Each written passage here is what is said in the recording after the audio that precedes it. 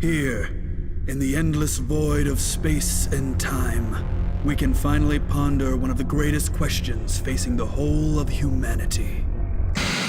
How does one become a video game artist? Well, good news! You're watching So You Want to Make Games. It's a 10-part video series, and it's all about making art for video games. We're covering concept art, character art, environment art, tech art, character animation, visual effects, sound design, user interface design, and a final video on game design. We'll be talking to professional game artists who have been making games for years, outlining their core principles, breaking down examples from games, and just getting a ton of solid advice for starting out. And the whole thing starts with this video, an introduction to the core art principles that all video game artists use. Now, keep in mind, this is a springboard and these videos are far from comprehensive, and we might even be wrong sometimes. But if you're an artist that likes gaming, or just someone who wants to make games, this series is made just for you.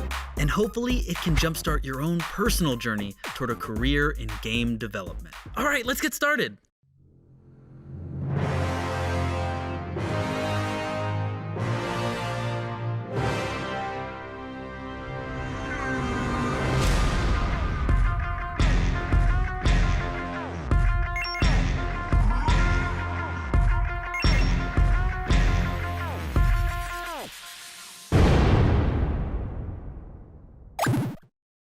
So, what is art in a game?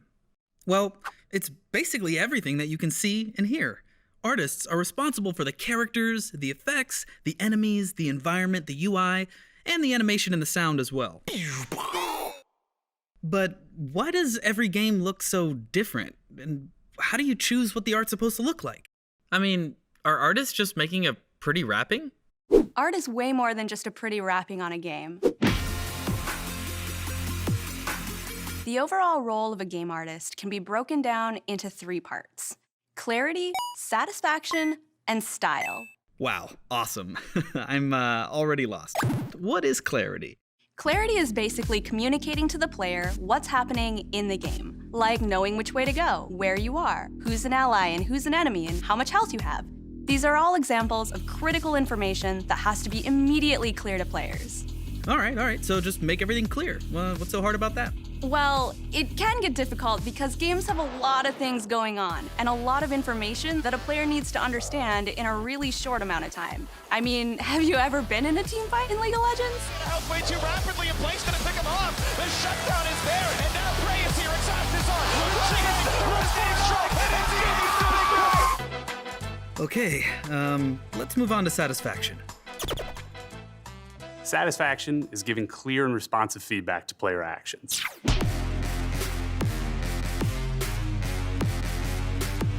This includes things like immediate change from a button press, feeling good when you succeed, and feeling bad when you fail. But deciding how to deliver clarity and satisfaction is a whole question unto itself. Whether it's a meaty hit pause, a huge ceremony, flowing momentum, or even something as simple as running around and jumping. Every game action has to be responsive and satisfying to engage in. So an artist has to make sure a game is clear and satisfying to play, but they still have to pick what style they're gonna do it in. Every game has a different art style.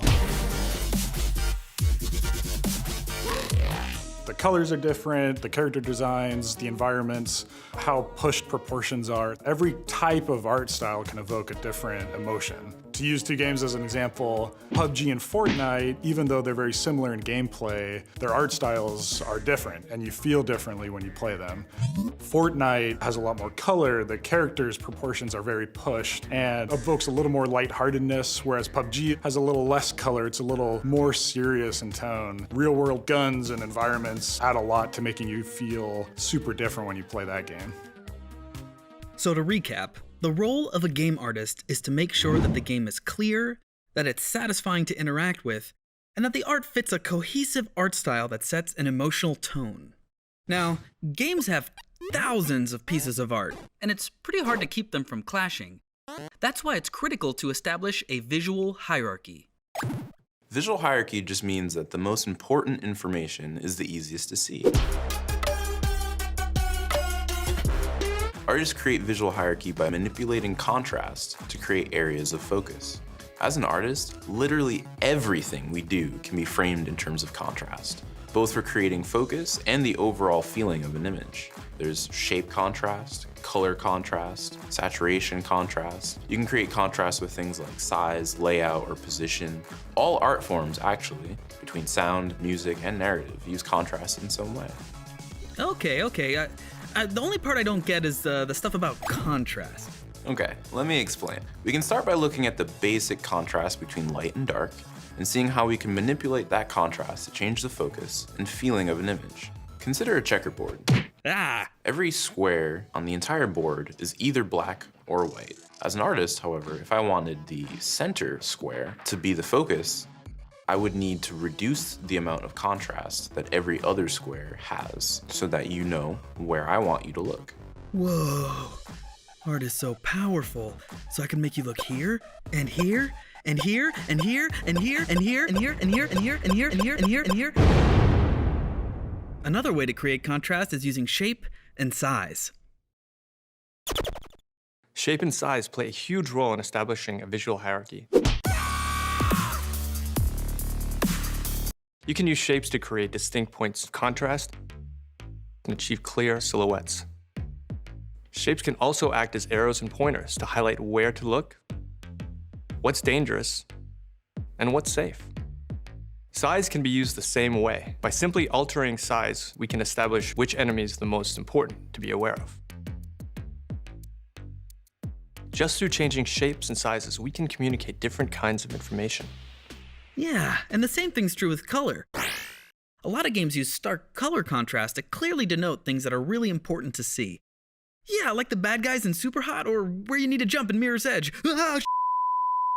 But perhaps one of the less obvious ways of establishing a visual hierarchy is how you apply detail to your game. There is always a question of where to put detail and how much to use. It is tempting, especially in a world of copy and paste, to cram as much detail into your game objects as possible. But that doesn't support the visual hierarchy.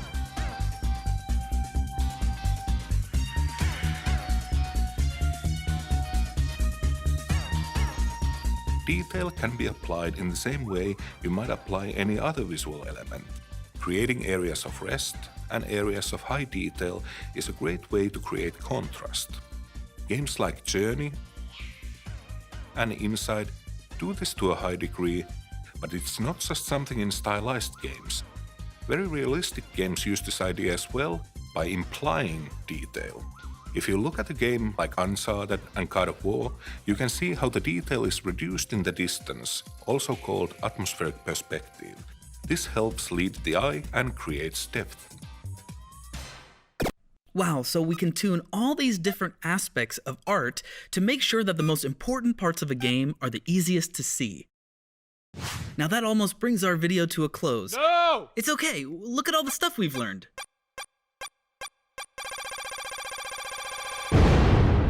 Now, let's spend a few more minutes with Lisa, Sean, Tyson, Moby, Evan, and Santu for advice on pursuing a career as an artist in games. If I had future me giving advice to past me, it would be something along the lines of just try everything. Find out what you are really passionate about.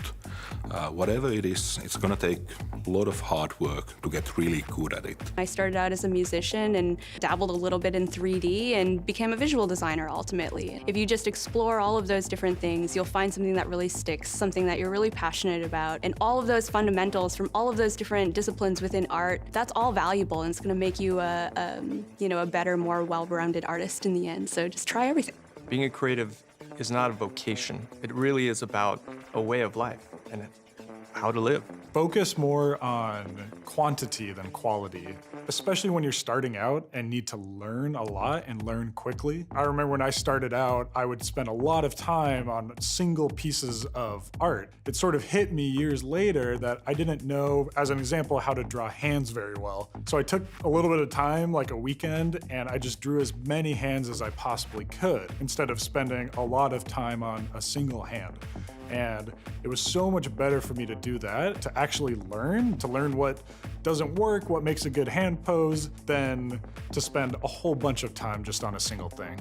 If you're trying to get into the industry, the first step is to show the world what you can do. Whether you're a designer, artist, anything, it all starts with making something and showing people what you made. Earlier in my studies as an artist, I struggled a lot with, am I talented enough to do this? And ultimately, the more that I have grown and as my career has progressed, I've realized that talent is really not as important as the dedication to your craft. It's tricky to see how much you are improving, but you just need to trust that if you keep at it, you will get better at it. You go through sometimes a hard year. Sometimes you can't get the ideas to come out, but you just have to be patient and power through it. And every time you consider stopping, saying, oh, I'm actually not good enough at this, just consider not stopping. And remember, this is just the first in a whole series of videos, so make sure you watch the rest to find out how every type of artist is involved in making a game.